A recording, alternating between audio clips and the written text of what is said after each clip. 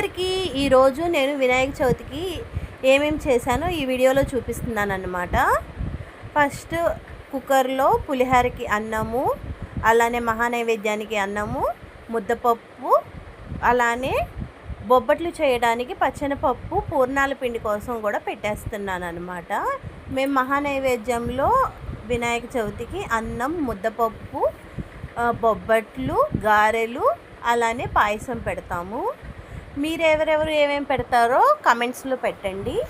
అలానే నేను ఎప్పుడు కమెంట్స్ ఆన్ చేయను, ఈ వీడియోకి మాత్రం ఆన్ చేస్తాను. అలానే నా వంటలు ఎలా ఉన్నాయో కూడా చెప్పండి. తర్వాత కుక్కర్ పెట్టేసిన తర్వాత నెయ్యిలో జీడిపప్పు వేపేసుకున్నాను.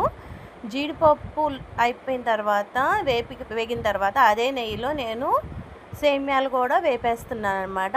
సన్న సెగ మీద పెట్టుకొని నిదానంగా కలుపుతూ ఫ్రై చేసుకోవాలి.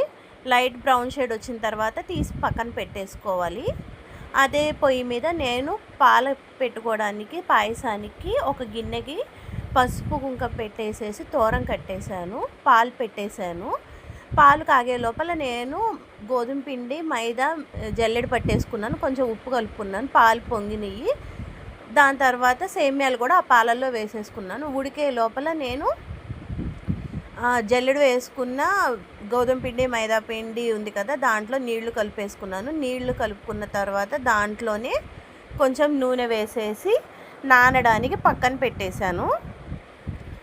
ఒక 1 నుంచి 2 అవర్స్ నానితే మైదా పిండి బాగా వస్తుంది బొబ్బట్ల కోసం. సో బాగా మంచిగా మెత్తగా కలిపేసుకున్న తర్వాత మూత పెట్టేసుకొని పక్కన పెట్టేసుకున్నాను. తర్వాత నేను ఉండ్రాళ్ళ కోసం నెయ్యి వేసుకొని జీలకర్ర వేసేసి కుక్కర్లో నీళ్లు పోసేసి పెట్టేసుకున్నాను. నీళ్లు మరిగే లోపల నేను సేమ్యాలోకి పంచదార, యాలుకలు, అలానే జీడిపప్పు వేసేసి ఒకసారి కలిపేసి పొయ్యి కట్టేసుకున్నాను. పాయసం కూడా అయిపోయింది. పాయసం పక్కన పెట్టేసేసుకోవాలి. ఈ లోపల రవ్వ పోసేసుకున్నాను ఉడుకుతున్న జీలకర్ర నెయ్యిలో. తర్వాత దాంట్లోనే కొంచెం ఉప్పు వేసేసుకొని మూత పెట్టేసుకున్నాను. ఒక విజిల్ వస్తే సరిపోతుంది, ఎందుకంటే డైరెక్ట్గా కుక్కర్లో పెట్టేశాను కాబట్టి. ఒక విజిల్ వచ్చిన తర్వాత కట్టేసుకొని చల్లార్చుకోవాలి. ఈ లోపల కుక్కర్ అయిపోయింది కదా, అది ప్రెషర్ కూడా పోయింది. 5 విజిల్స్ రానిచ్చాను. ప్రెషర్ పోయిన తర్వాత ఓపెన్ చేస్తున్నాను. బొబ్బట్ల కోసం పూర్ణాలు పిండి చేస్తాం కదా, దానికి పచ్చెనపప్పు మంచిగా ఉడికిపోయింది. దాన్ని తీసి పక్కన పెట్టేసుకోవాలి చల్లారడానికి. అలానే ముద్దపప్పు కూడా మంచిగా అయిందా లేదా అని చూసుకున్నాను. ఉడికింది బాగానే. నేను పాలు కూడా పెట్టేశాను, మిగిలిన పాలు. మేము గేదెల దగ్గర నుంచి పాలు తెచ్చుకుంటాము. సగం పాలు పాయసానికి వాడాను, సగం పాలు కాగబెట్టేసుకున్నాను. ఈ లోపల విజిల్ వచ్చేసింది. ఉండ్రాళ్ళకి రవ్వ కూడా రెడీ అయిపోయింది. చల్లారడానికి పక్కన పెట్టేసుకున్నాను. పచ్చెనపప్పు చల్లారిపోయింది. దాంట్లో యాలకులు వేసుకొని మిక్సీ వేసేసుకున్నాను. ఒక బాండి పెట్టుకొని నెయ్యి వేసేసుకొని నెయ్యిలో బెల్లం వేసుకోవాలి. బెల్లము కరిగిన తర్వాత ఇందాక పచ్చెనపప్పు మిక్సీ వేసుకున్నాం కూడా, అది వేసేసుకొని కలుపుకోవాలి పూర్ణాల పిండి కోసం.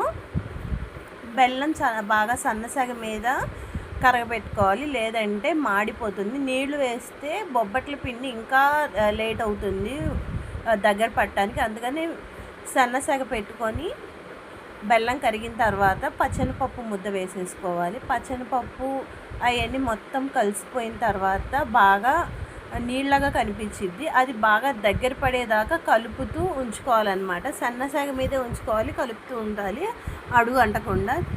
చూసారు కదా ఎంత పలసగా ఉందో, అది దగ్గర పడేదాకా కలుపుతూనే ఉండాలి. ఒక 15 to 20 మినిట్స్ పట్టిద్ది దగ్గర పడడానికి.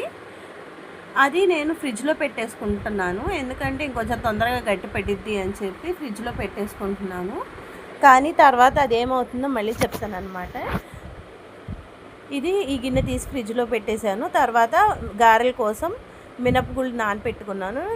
వాటిల్లో నేను కూలింగ్ వాటర్ వేసుకొని మిక్సీ వేసుకుంటున్నాను. అప్పుడు ఏమవుతుందంటే కూలింగ్ వాటర్ వేసుకొని మిక్సీ వేసుకుంటే మనకి మినపగుళ్ళు బురుసు వచ్చింది కదా, అది పోకుండా ఉంటుంది అన్నమాట. ఎక్కువసేపు కూడా మనకి అది గారెలు మెత్తగా ఉంటాయి.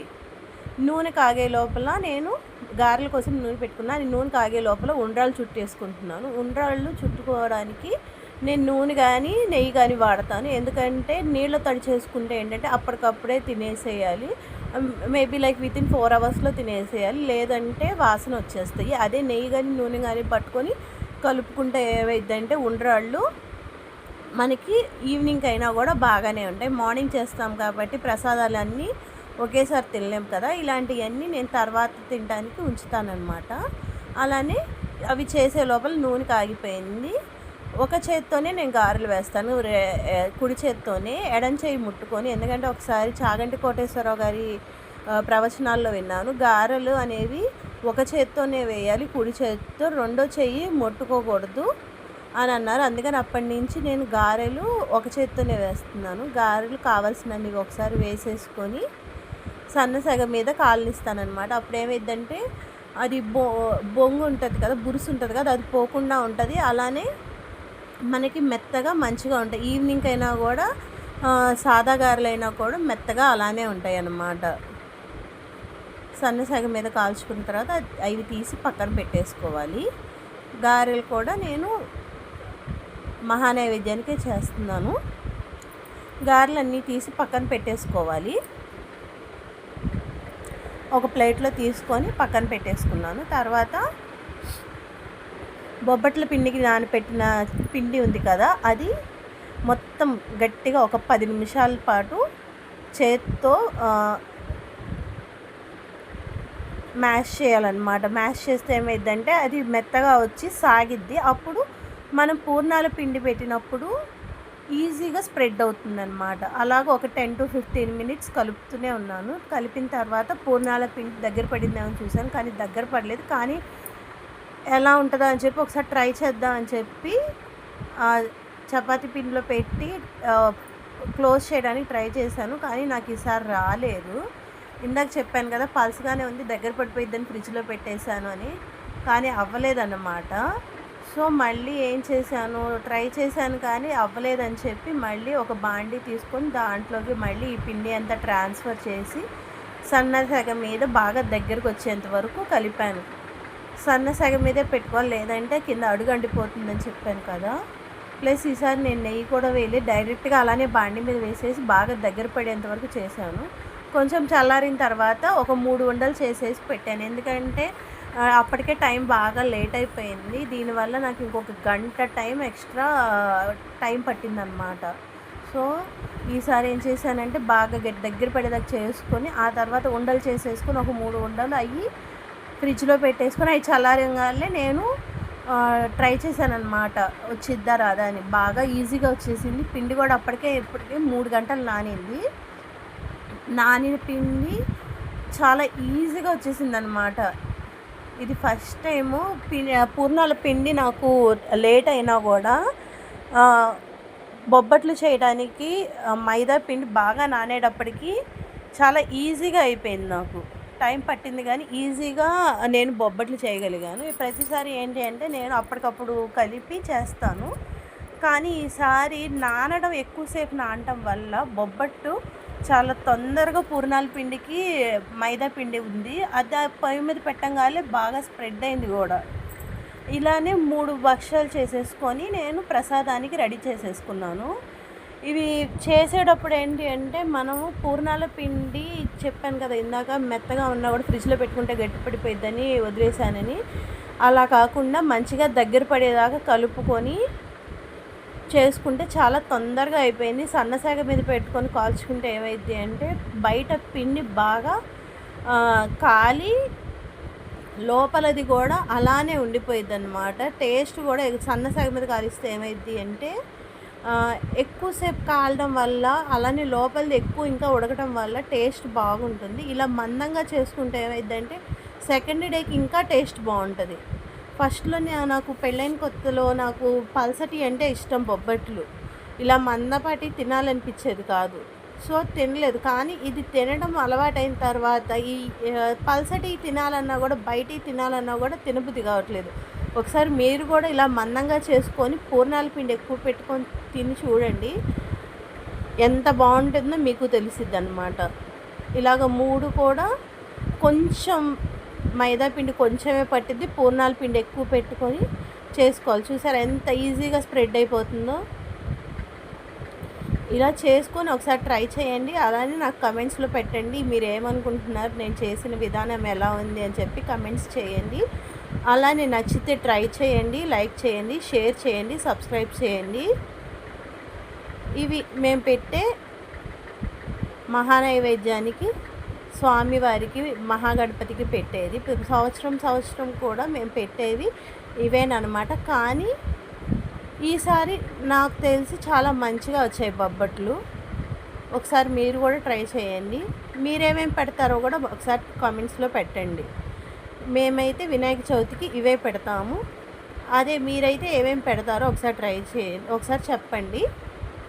అలానే పులిహోరకి అన్నం పెట్టుకున్నాను కదా, మొత్తం వంట అయిపోయిన తర్వాత పూజ అంతా అయిపోయిన తర్వాత మామిడికాయ తురుముకొని నేను పులిహోర చేశాను. పులిహోర కూడా చాలా బాగా వచ్చింది. మేము పులిహోర ఎలాగో పెట్టమని చెప్పి వేడివేడిగా అంటే ఫ్రెష్గా తిందామని చెప్పి అప్పటికప్పుడు భోంచేసే ముందు చేశాను అనమాట.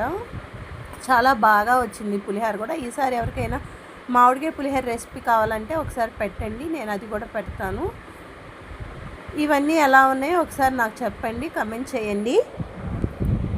ఇలాగ సన్నసగ మీద కాల్చుకుంటూ అవి కాలేదాకా అక్కడే ఉండి కాల్చుకోవాలి. అలానే సైడ్స్ కూడా కాల్చుకోవాలి, ఎందుకంటే మందంగా ఉంటుంది కదా, అటు ఇటు కాలిద్ది. అలానే కొంచెం మధ్యలో చుట్టూతా కూడా పిండిగా ఉంటుంది. అవి అలా కాకుండా నిలబెట్టుకొని అవి కూడా కాల్చుకుంటే బాగుంటుంది.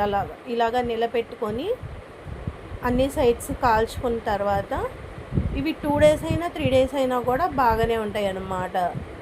సెకండ్ డే తింటే ఇంకా టేస్టీగా ఉంటాయి. ఒకసారి మీరు ట్రై చేయండి, ఎలా ఉన్నాయో కమెంట్ చేయండి. ఈ లాంగ్ వీడియో నాకు 12 minutes పట్టినా కూడా నాకు ఇవన్నీ చేయడానికి 3 hours పట్టింది. 9కి స్టార్ట్ చేశాను, 11:30 అయింది, అంటే 2.5 hours అయింది. ఫస్ట్ ఇవన్నీ నానపెట్టుకోవడానికి మినపగుండ్లు, పచ్చనిపప్పు అవన్నీ నానపెట్టుకోవడం 7కే నానపెట్టేసుకున్నాను. అందుకని 9కి అన్నీ స్టార్ట్ చేసేసిన తర్వాత తొందరగా అయిపోయింది అనుకున్నాను, కానీ బొబ్బట్ల వల్ల ఇంకొక గంట లేట్ అయింది. ఒకసారి చూడండి, ట్రై చేయండి.